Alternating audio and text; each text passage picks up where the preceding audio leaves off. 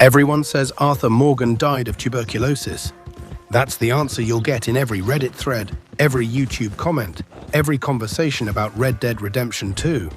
But I want to challenge that, because tuberculosis was just the timer, it wasn't the cause. Arthur Morgan was already dying long before that cough started. And the disease just made him face a truth he'd been running from his entire life. I'm a real-life doctor. I know what tuberculosis does to a body. I know what a terminal diagnosis does to a person's mind. And I can tell you, the way Arthur Morgan responds to his death sentence is one of the most psychologically accurate portrayals of mortality I've ever seen in a video game. This is the real story of Arthur Morgan. Not the outlaw, not the enforcer, the man underneath all of that. And why his ending was the only one that could have ever happened. Stay with me, because this one goes deep. To understand why Arthur's story ends the way it does, you have to go back to where it begins. And it doesn't begin in 1899. It begins decades earlier, when a young boy named Arthur Morgan lost both his parents. His father, Lyle Morgan, was a petty criminal. Arthur watched him get arrested when Arthur was still just a child. His mother died shortly after. And just like that, Arthur was completely alone in the world at an age when most children are learning to read.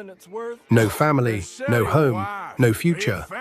Until Dutch van der Linde found him.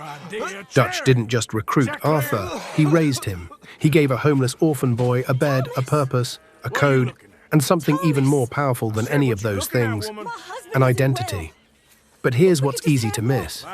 Dutch didn't shape Arthur into a person, he shaped Arthur into a function. Arthur became the enforcer, the muscle, the one who got things done without asking too many questions. Dutch needed someone absolutely loyal, absolutely capable, and absolutely without alternatives. And in little orphan Arthur Morgan, he found exactly that. Arthur Morgan became Dutch's right hand, not just through loyalty, but through something much harder to shake, gratitude. Dutch was the only father Arthur ever knew. And that's exactly why everything that follows is so devastating. But there's a piece of Arthur's story that doesn't get enough attention. Before the gang consumed everything, before the violence became routine, Arthur Morgan fell in love. Her name was Mary Linton.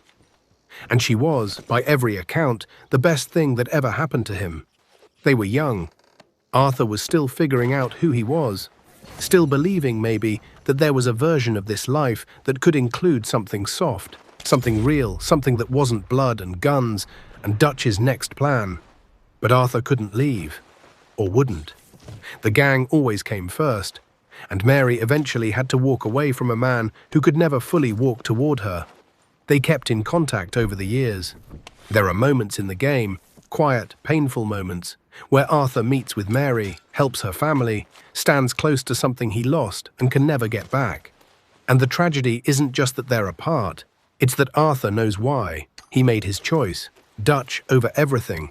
The gang over everything. Mary represents the road not taken. The life Arthur could have had if he'd been brave enough, or free enough, to choose it.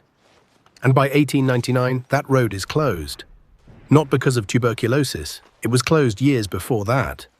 Arthur Morgan traded his personal life for the gang long before a disease made the trade permanent. By 1899, Arthur Morgan is 36 years old.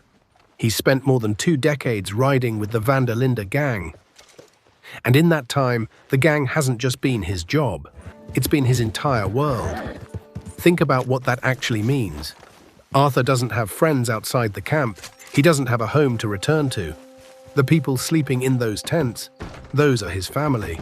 Hosea is the uncle, Bessie was the warmth, John is the brother he argues with, and Dutch is the father he would do anything for. That's not loyalty, that's dependency. And there's a difference. Loyalty means you choose to stay. Dependency means you don't know how to leave, because leaving means losing the only version of yourself you've ever known.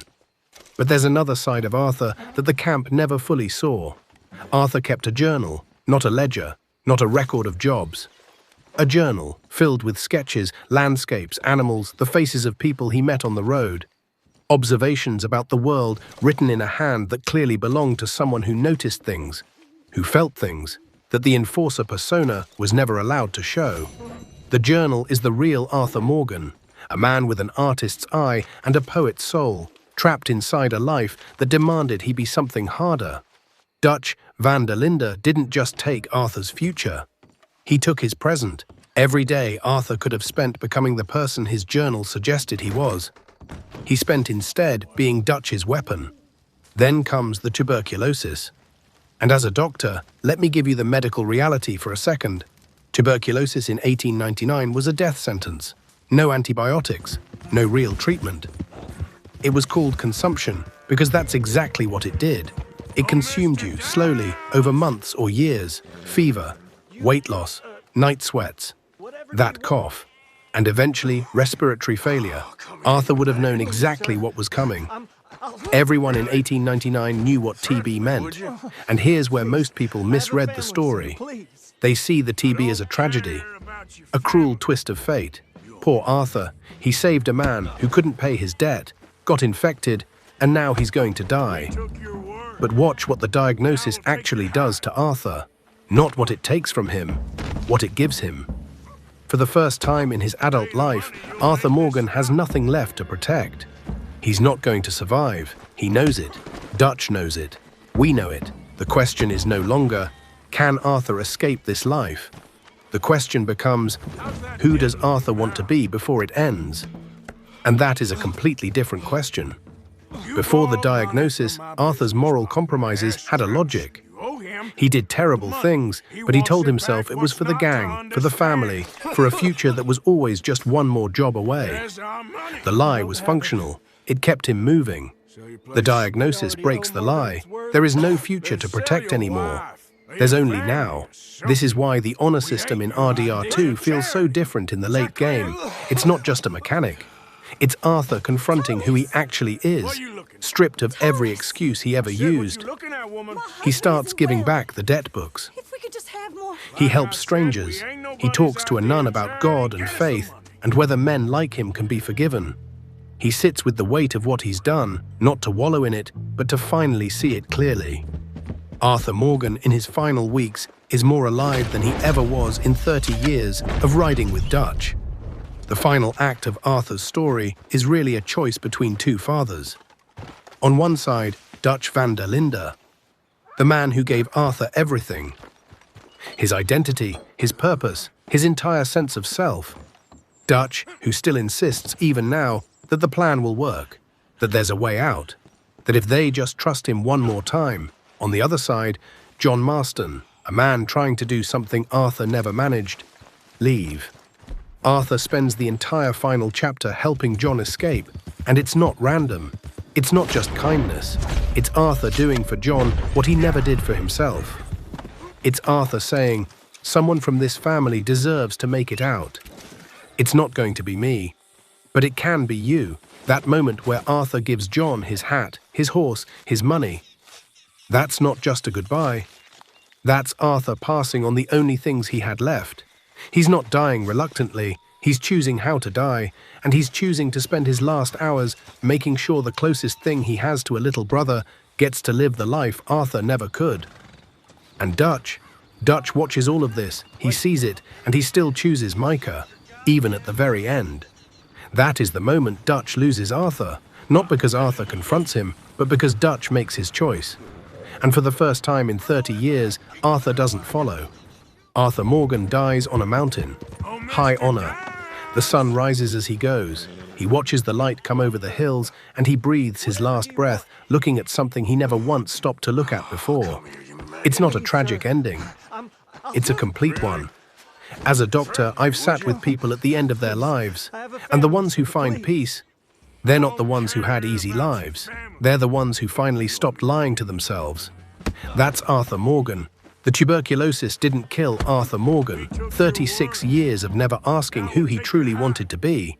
That's what killed him. The TB just gave him the deadline he needed to finally answer the question. And the answer, it turns out, was beautiful. I'm doing a full breakdown of every major character in the Van der Linde gang.